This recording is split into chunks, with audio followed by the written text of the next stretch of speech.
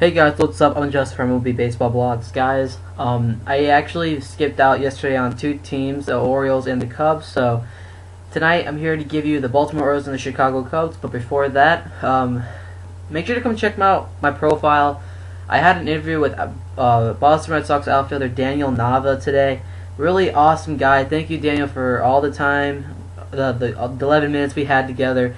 That was really nice. Me and Cash Kelly from the AC Sports Report and AC, we both interviewed him, and he was a really nice guy. He talked about most likely everything that we pretty much know about his career so far. So make sure to go check that out. Make sure to go sub to Cash Kelly and the AC Sports Report and my channel. If you guys want to see some more interviews, please let us know, and we'll try the best to get the player interviews as we get. So today we'll be covering two teams, or tonight we'll be covering two teams, the Baltimore Orioles and Chicago Cubs. So let's get started with the Baltimore Orioles. The 2010 record for the Baltimore Orioles, they were 66-96. They don't have their old manager anymore, but they got a new manager near the end of the season, last season, in Buck Showalter. This guy turned this team's second half around for the Baltimore Orioles. Their 2010 payroll was $73,812,500, and they used a lot of that money to bring the players, to bring them to be our projected standing for 2011 where they're at. They're going to be projected in third overall in the AL East this year. I mean, first is going to be the the Yankees or the Red Sox. It's going to be most likely going to be the Red Sox. At number 2, the Yankees. Number 3, it's going to be the Orioles. At number 4, it's going to be the shockingly Toronto Blue Jays. And finishing in last place is going to have to be the Tampa Bay Rays.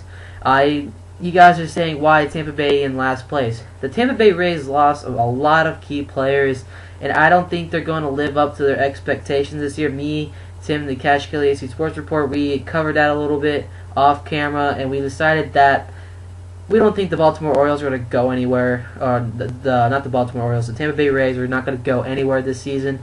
You have Johnny Damon, you got Manny Ramirez, you got Evan Longoria. That's pretty much the guys that the Rays only pretty much have.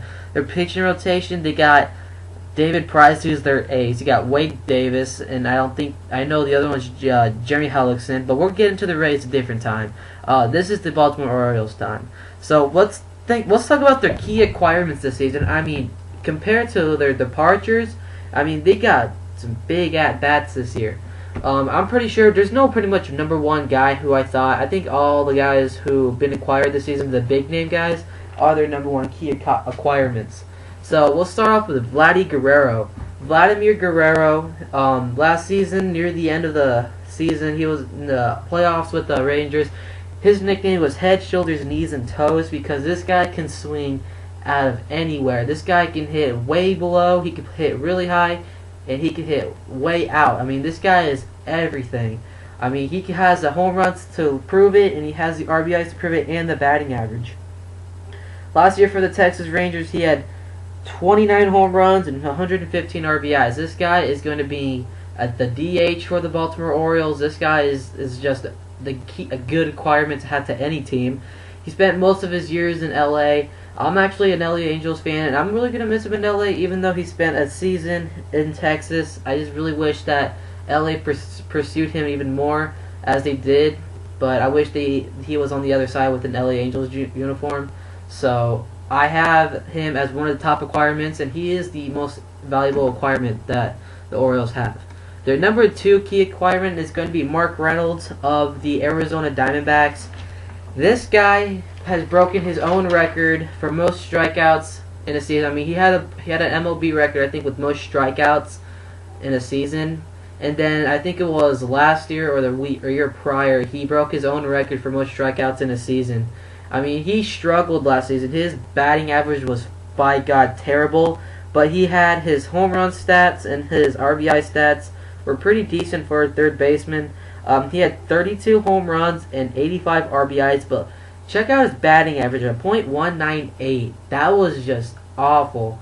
I mean, with his acquirement, Mark Reynolds is a good guy. In 2009, he hit 44 home runs. In 2008, he hit 28 home runs. I mean, that is good for a third baseman, but he improved. He went down in a slump in 2010 because he had a complete maybe 11 home run difference. But I think he's going to have a good season with Baltimore. He's going to be in a division where it's all about hitting because you have all these great hitters in the AL East. Then you also got the good pitchers. You got guys like John Lackey, Clay Buchholz, CC Sabathia, guys like that who can give up hits, but not most likely. But I think Mark Reynolds is going to have maybe about a 29, maybe 32 home run season this year. I think he's going to have a bounce-back season from last year. I hope he improves his batting average, but that's the guy the Orioles are going to keep for about 3 or 4 years until he's probably going to decide to leave the squad. Derek Lee is one of their main players too. Derek Lee was a great guy. He spent a split season last year with Chicago and Atlanta. He went with the playoffs with Atlanta last season before they lost to the Giants. I mean, I was really impressed with him. I kind of didn't really follow the Cubs and the Atlanta Braves until it went to the playoffs. I was rooting for the Giants in the playoffs because my dad right now is a cook for the spring training San Francisco Giants, so I've been going to their games a lot. And for the split season with the Atlanta Braves and the Chicago Cubs, Derek Lee had 19 home runs, 80 RBIs, and a great BA batting average of a .260. That's going to bring a lot of good. He's going to have a great season, pretty much. I'm having a loss of words right now because I'm still excited for the Daniel Nava interview. But he's going to be the man for the Baltimore Orioles too. Mark Reynolds, Vladimir Guerrero, and the next guy we're about to get to, these are just all key acquirements that are going to have a breakthrough season for the Baltimore Orioles. They're pretty much going to be like the San Diego Padres last year. People didn't think that they're going to be in second place or first place. I think they finished in second place though, but I think that the Orioles are going to be okay in third. The Yankees are going to be in second. Baltimore is going to be in third. So they're not going to go anywhere in first place. That's going to be already being claimed by the Red Sox. But these acquirements are really, really huge for the future of the Baltimore Orioles. Their next key acquirement, Kevin Gregg. This guy's coming over from the Toronto Blue Jays. He was a free agent this year. I don't really know for sure if the Blue Jays really pursued him again to keep him for their squad. I think they lost interest because when the John Roush signing, that automatically put John Roush as the closer, so there's really no room for Kevin Gregg unless he was going to be the setup man, or he could at least battle for John Roush for the closer role. But I guess that's what happened. He decided not to go to resign with Toronto, and he decided to go to a team that needs help in that bullpen, and he's already been named closer. Koji Uehara is going to be the setup role for him. Mike Gonzalez is in the bullpen. I don't know who else has been named in their bullpen, but Koji Uehara is going to be a good guy in their bullpen. Last year for the Toronto, Kevin Gregg did not have a good win-loss record. He was 2-6. He had 59 innings pitched with the ERA of the 3.51. I mean, he's going to bring something good to Baltimore. They're going to have a great season. I'm really looking forward to watching them and see how well Derek Lee, Mark Reynolds, Vlady, and Kevin Gregg does. Their other key acquirements this year for Baltimore, they had to have some good ads. Got Jeremy Accardo, who was a free agent from the Blue Jays. J.J. Hardy was a free agent from the Twins, and then you round out with Brendan Harris, who is most likely not. His contract was not a roster invite, but today versus the Philadelphia Phillies, he did not do too well, but I think he's going to start off the season in AAA baseball and try to work his way up into the majors. He could be a late call-up, maybe not. So let's talk about their pitching rotation. At number 1, we got Jeremy Guthrie. This guy is just a pretty good pitcher. Last season for the Orioles, his win-loss record was 11-14. He had an ERA of a 3.83, and he had over 200 innings pitched. Pretty decent pitcher. He's been named opening day starter pretty much. There is no worries of there's only 3 guys I pretty much know out of this whole pitching rotation. So I think Guthrie's going to have a great season for the Orioles if he can just bounce back. I think this is where the Orioles are going to fall pretty short. Their pitching rotation, they don't have Kevin Millwood anymore. I mean, he was a good guy last season, but his record did not live up to the expectations. I think he only won like 4 games, maybe a game. Not really sure. I would actually think that Kevin Millwood would actually take this long to sign. People say he's going to go to the Royals. Some people say he pitched for the Yankees, and I'm pretty sure that was true. The Indians said they were pursuing him and Jeremy Bonderman. but I guess that wasn't really to be. Kevin Millwood's still out there, and I can probably see. I don't really see Baltimore really pursuing him anymore. So Brian Matz has been named most likely the opening day starter. Their number 2 guy, Brian Matz. I heard somewhat of him, not a whole lot. His win-loss record from last year, he was 10-12 with a 4.30 ERA, and he had 175 innings pitched. I mean, he sounds pretty decent. He's going to be the number 2 starter. Pretty much he's going to be pretty decent. Otherwise, I don't have really much else to say about him. I didn't really follow the Orioles last season because I thought, oh, good, it's another losing season for the Orioles. And then when it came to Buck Showalter coming in the second half of the season, I was just hearing these ESPN updates.